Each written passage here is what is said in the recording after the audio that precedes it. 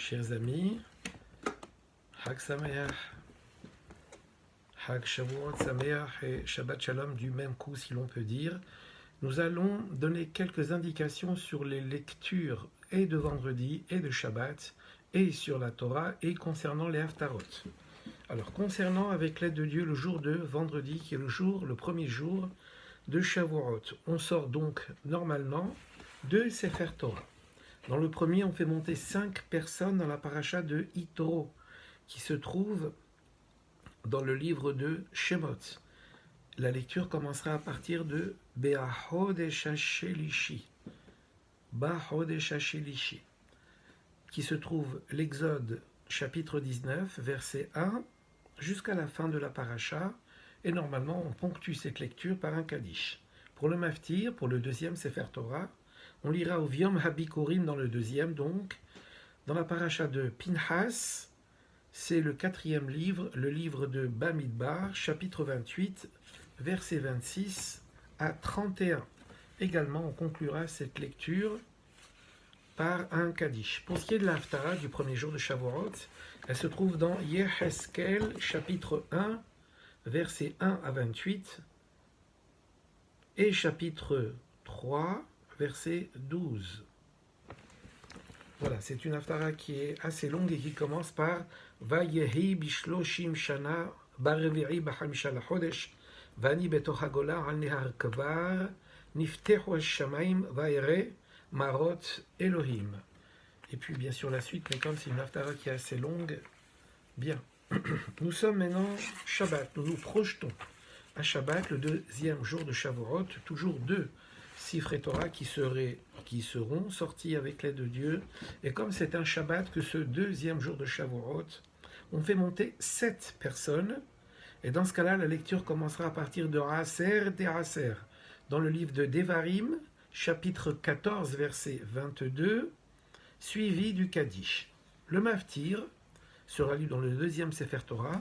On lira la même lecture que la veille, ou Yom HaBikurim, Parashat Pinhas, toujours dans le Sefer Bamidbar, la Parashat de Pinhas, chapitre 28, versets 26 à 31.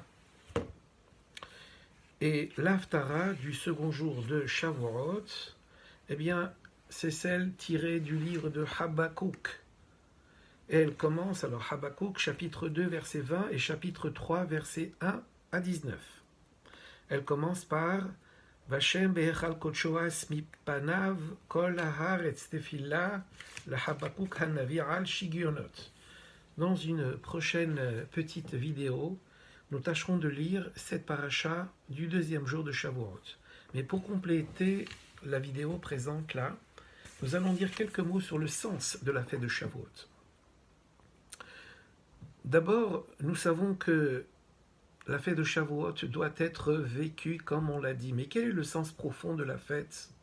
C'est de comprendre que depuis la fête de Shavuot, les mondes supérieurs ont un regard, un impact dans les mondes inférieurs. Que veut dire cela d'une façon concrète?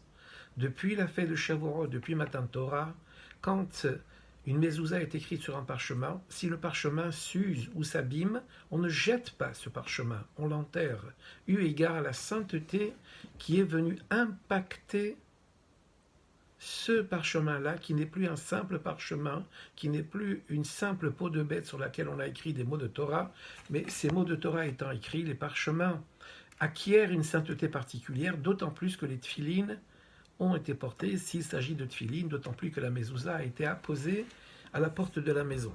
Donc, depuis Matan Torah, depuis 3332 ans, la permission a été donnée aux dimensions spirituelles d'impacter la dimension matérielle avec l'aide de Dieu.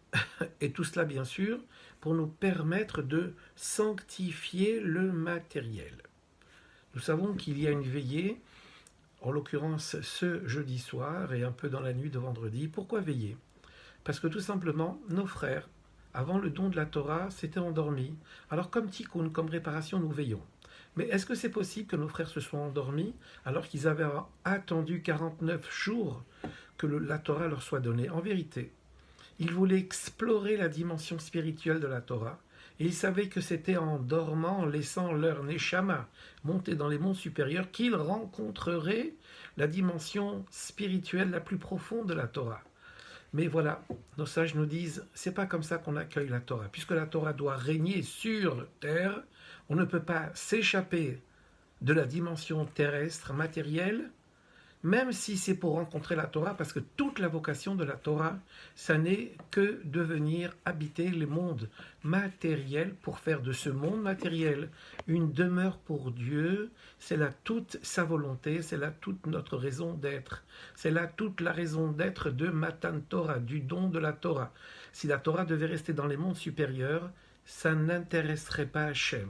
Hachem veut que l'on vive, que l'on pratique et que l'on diffuse sa Torah dans le monde entier. Autrement dit, si l'on dit que Matan Torah a eu lieu dans l'hémisphère inférieur, il faut pouvoir dispenser la Torah dans l'hémisphère supérieur.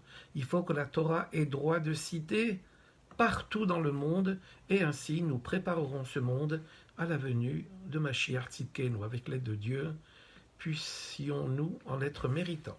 Chag Sameach.